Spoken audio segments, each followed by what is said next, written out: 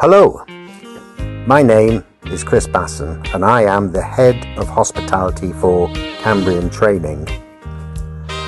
I've been with Cambrian Training since May of 2005, starting as a training officer in South Wales. This photograph is of the golden badge that I received once I'd completed my probation, and as you can see, I've still got it 20 years later.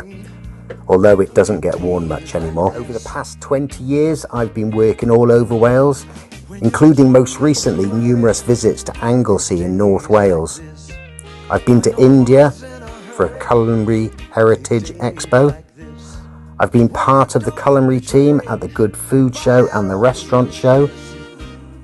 I've played golf at Celtic Manor Resorts. I've been to number 10 Downing Street and met the then Prime Minister, all whilst working for Cambrian Training. I've even been to the Senedd in Cardiff to meet the ministers and the AMs.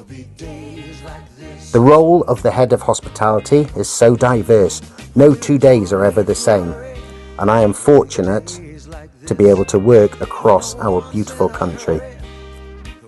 The experiences I have gained over the past 20 years are invaluable, and hospitality apprenticeships remains my passion.